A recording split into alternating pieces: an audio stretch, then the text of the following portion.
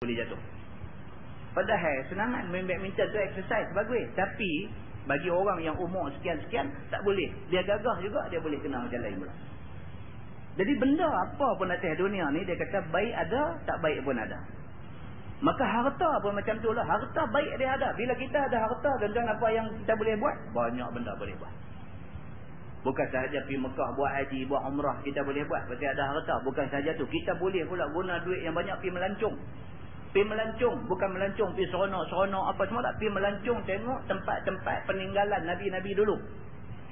Kita boleh pergi ke Jordan, tengok yang kata laut mati ni macam mana. Yang kata bila orang masuk tak tenggelam, dia terapung naik apa semua. Kita boleh pergi tengok dan kita pertama yakin. Tu dia yang kata bekas Allah menterbalikkan umat Nabi Lut dulu. Ni dia yang Allah tinggal. Sungguh benda ni macam yang kita duk baca dalam buku, hari ni kita boleh tengok dengan mata. Kalau kita tak ada duit, kita tak boleh sampai sana. Bila kita sampai sana, keyakinan terhadap apa yang kita duk baca adalah hadis ni lebih lagi. Bila ada duit, macam-macam boleh buat. Derma boleh buat sana sini, tolong orang boleh, dan banyak benda boleh buat. Itu kebaikan harta. Tapi keburukan dia pun bukan sikit. Keburukan harta ni pun bukan sikit. Kadang-kadang dia boleh menyebabkan kita lupa terus kepada agama. Pasal apa? Pasal tenggelam dalam seronok ada harta. Dia kata misalnya, semisal ulang yang dipegang oleh mentera ulang. Dia kata kalau nak buat contoh, contoh bomo ulang, pegang ulang. Dia kata. Lalu dikeluarkannya geliganya dan mastikanya. Apakala dilihat oleh orang bodoh akan bomo itu boleh pegang ulang dan boleh bawa pulang geliganya, maka dia pun ikut nak buat. Maka ulang itu pun membunuhkan dia. Dia kata contoh lagu tu. Bomo ulang. Dia boleh panggil ulang tu main. Entah pernah tengok di Tanjung dulu ada. Saya biasa tengok 2-3 kali. Dia orang jelutong Tanjung. Di rumah dia penuh ulang. Ulang Tanjung tu. Di rumah dia ni lagi banyak ulang. Ulang besar ni. Bawah katil dia ulang sawah, ada ulang senduk, ada ulang apa, macam-macam pelik-pelik punya ulang tu ada dalam rumah dia. Dan dia pun duk buat pertunjukan. Dulu dia duk buat pertunjukan tepi jalan. Saya tengok kali pertama di Pekanahan, Padang Serai. Kali pertama saya tengok. Kali kedua saya tengok kat Penang Road. Dia ni. Lah ni tak pernah tengok lama. Baru sembang dengan kawan. Dia berkata, Ustaz, lah dia dah standard sikit lah. Lah ni dia pergi buat show di hotel 5 star. Dia buat show. Ada tiket masuk dan sebagainya. Tuan-tuan, bukan ulang hadir tu belah hak jinak ni. Kita pergi tangkap kat mana dalam rimba mana ke satu ulang bisa pergi lempang depan dia. Dan dia boleh pegang ulang tu dengar cakap dia. Ilmu ulang apa tu ada kat dia, Allah yang mengetahui. Ini yang kata mentera ulang. Dia kata bomo ulang. Kan dia dulu dia jual tangkai apa kan, dia puja-puja apa, kontor rebah darah keluar ke hidung, ke telinga apa semua, tutup dengan kain. Lepas tu dia mai kat kita, hadut tengok ni, dia pegang kita, dia tanya kawan hadut tidung tu tutup dengan kain tu. Ni orang aku pegang ni dia pakai jam tangan kiri ke tangan kanan, dia kata. Kawan hadut tidung tu, mata keluar darah, hidung keluar darah, telinga keluar darah. Boleh doa abang, dia pakai jam tangan kanan, dia kata. Betul. Baik abang saya pegang ni dalam poket kanan dia ada apa, dia kata. Dia duduk tidur, dia boleh abang dalam poket kanan dia ada sikat, dia kata. Dia kata curang seluruh keluar sikat tengok. Kita kata ni main kasang ni.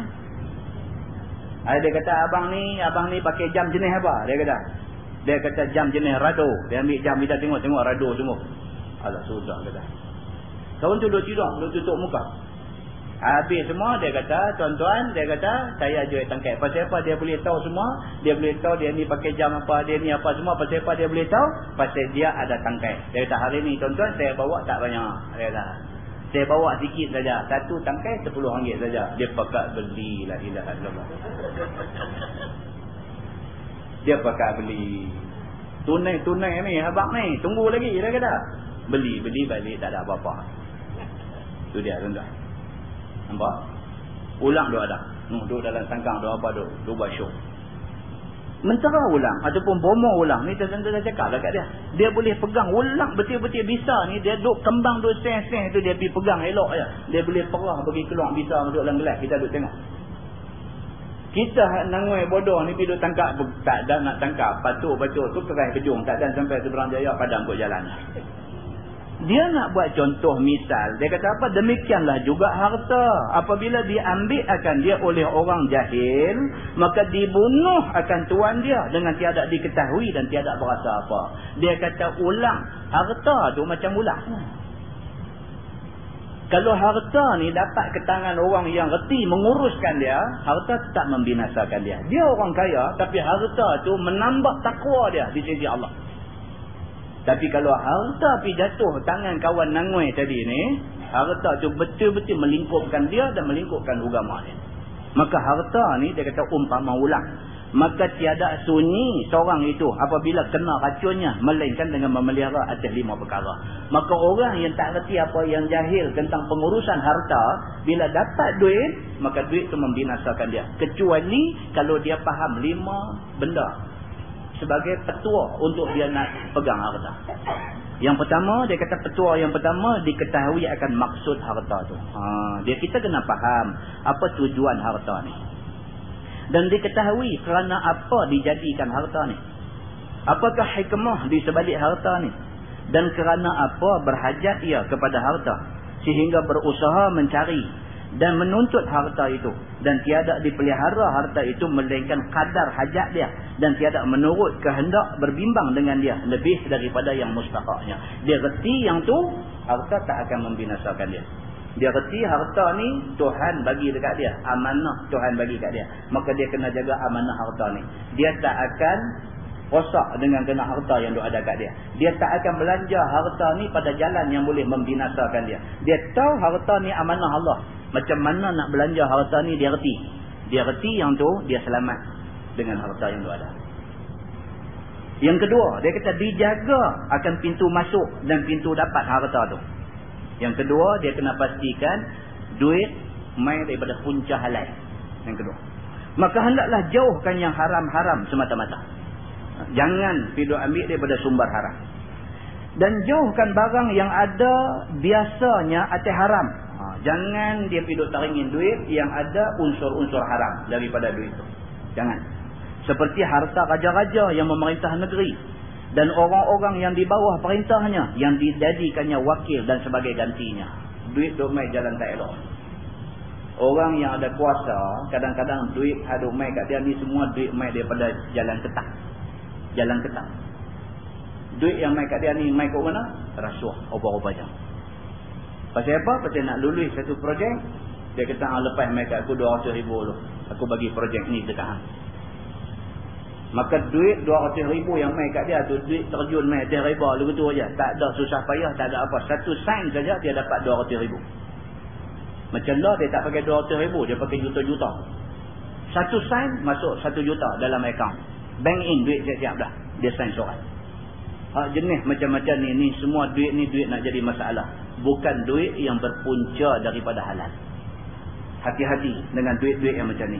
Dan jauhkan segala pihak yang dikeji lagi dicela pada muruah. Jangan sampai rosak maruah kita kerana nak dapat duit ni. Seperti segala hadiah yang ada padanya macam makan suap. Nampak macam tak apa cantik duit ni. Duit ni nampak macam tak apa cantik. Pasal apa? Nampak macam nak jadi duit rasuah. Elak benda-benda macam ni. Dan macam minta yang ada padanya hina dan leceh dan menjatuhkan ayak muka dan sebagainya. Jangan sampai duit ni, punca duit ni mai kat dia, dia terpaksa jatuh ayak muka dia baru nak dapat duit tu. Jangan. Duit macam ni jangan. Pastikan dia daripada punca yang halal. Yang ketiga, petua yang ketiga dia kata kadar pencarian yang dituntut akan dia itu jangan dituntut dicari lebih daripadanya. Dan jangan kurang daripadanya. Ambil ni dia kata patut padan. Jangan sampai tak cukup belanja, jangan sampai terlebih sangat. Duit ni ambil, dia kata cara sederhana, patut padan dengan kita. Begitu. Biar kadar wajib dan cukup sukatan hajat, sama ada pada pakaian dan makanan ataupun tempat tinggal diam dan sebagainya. Biar semua ni ambil pada kadar yang tidak berlebih-lebih. Ala kadar, dia kata. Dan bagi tiap-tiap satu perkara 3 darjat pula. Rendah dan pertengahan dan tinggi. Maka selama-lama cenderung kepada pihak yang sedikit dan hampir kepada had darurah adalah ia yang ringan dan masuk dalam jumlah yang ringan tanggungannya. Jangan sampai kita duk tinggi sangat. Ambitious, orang kata duk ambitious. Nak makan kalau boleh sebulan nak makan sampai 50,000. Jangan. 5,000 cukup. Begitu. Jangan terlampau tinggi. Kita punya sasar kita jangan terlampau tinggi. Dan jika lebih daripada yang demikian,